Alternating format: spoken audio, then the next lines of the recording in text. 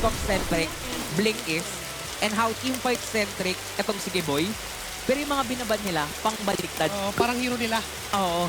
Ngayon, hindi na ako magtataka kung another rover ang hero. Or ang fan.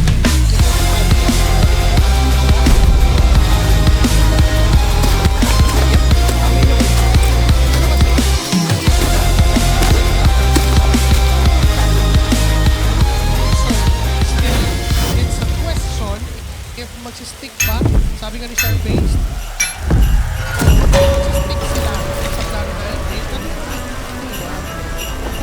Respect. Eto. Respect. Respect. So naniniwala sila na mid lane talaga ito. Balik. Pwede ko naman ang inflect. Problema pa rin ito eh. Diba? Yes, may crowd control yung Sora. Pero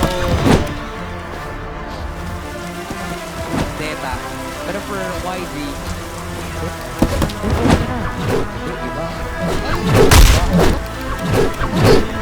Something new!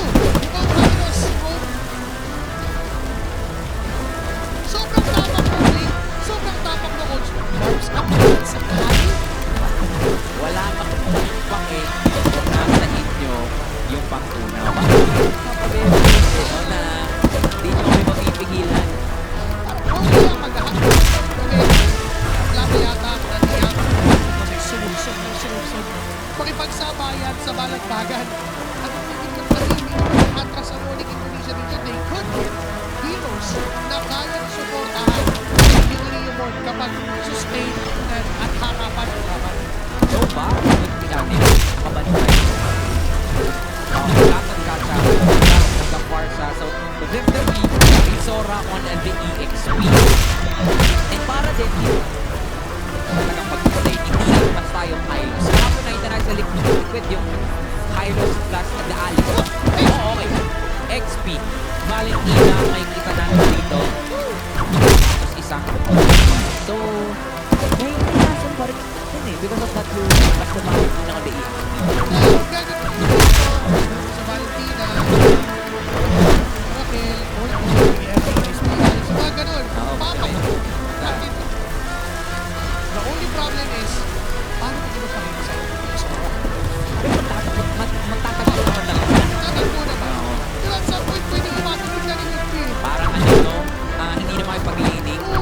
Punta na siya sa ibang parte ng mapa. Hanap na lang ng gulo. Tingnan natin kung anong mangyayari dito sa laban ng Sky Kings at sa laban ng isang team na sinasabi sila din ay mga hari. Sino kaya ang mananalo dito on this best of one? Gusto nila, of course, magtuloy-tuloy yung momentum mula kahapon. This is Onyx, Indonesia versus Yangon Galacticos. Call sa Sky Kings. Ang ibang putahe naman ang inihain sa atin ng Young Galacticos sa Valentina EXP and a Loot P. We expect a lot of counter initiations and engagements from Young Galacticos. Early rotation from Sans. This is just below a minute. Nandun na agad sa EXP. At dahil dun sa ginawa ni Sans, na-miss ni Ying yung isang minion. So malaking bagay yun para sa mga EXP later. Yep. So, pag-clear mo lahat ng minions mo for 15 minutes para makapanalo kayo doon sa turtle. And masabi nga natin na kayang gawin yun ni Sans kasi Sparsa siya eh. Meanwhile for Lina, aantayin niya pa yung level 4. Aantayin niya pa yung ultimate niya dito para makapanggulat sila. And grabe din si Lutino, talagang gusto niyang iparamdam na lamang siya dun sa 1v1. Well, technically, lamang talaga siya kasi kung titingnan mo yung base stats ng hero itself, bababa yung innate armor or magic resist or HP ng isang Valentina compared to a Sora na literal na fighter.